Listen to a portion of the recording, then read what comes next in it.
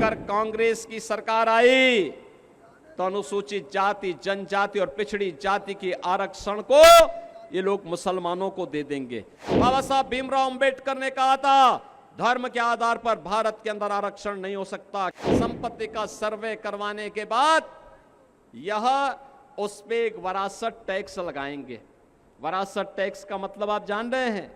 आपके बाप दादों ने, आपके ग्रैंडफादर ने, आपके फादर ने जो संपत्ति अर्जित करके आपको विरासत के रूप में दी है, इसमें से आधी संपत्ति ये कांग्रेस और समाजवादी पार्टी के लोग ले लेंगे।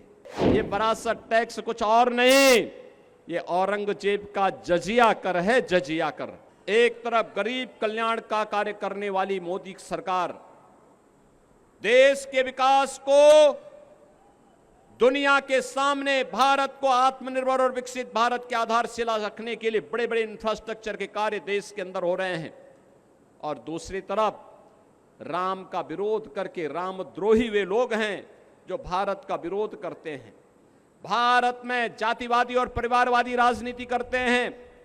पहले जाति के नाम पर आपको लड़ाएंगे, फिर आपके हिस्से का बंदर बांट करवाने का काम करेंगे।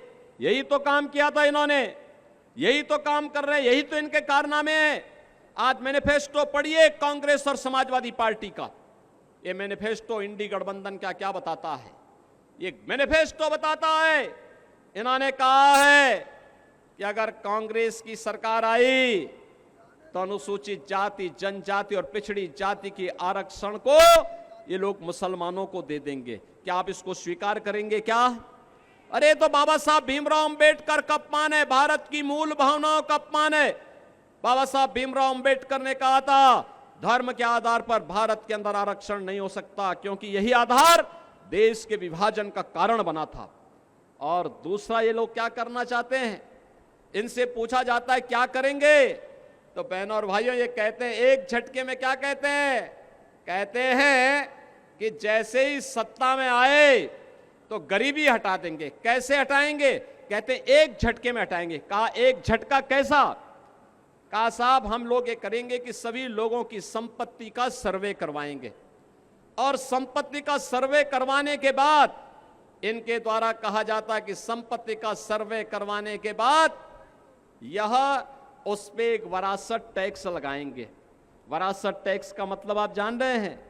आपके बाप दादों ने, आपके ग्रैंडफादर ने, आपके फादर ने जो संपत्ति अर्जित करके आपको विरासत के रूप में दी है, इसमें से आधी संपत्ति ये कांग्रेस और समाजवादी पार्टी के लोग ले लेंगे।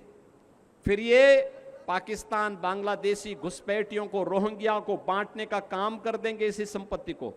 क्या अपनी संपत्ति में आप क्या इनको बंदर बांट करने देंगे? क्या आपके बाप दादों की खून और पसीने की कमाई में क्या ये लूट मचाएंगे? क्या इनको सेंधमारी करने की छूट देंगे क्या?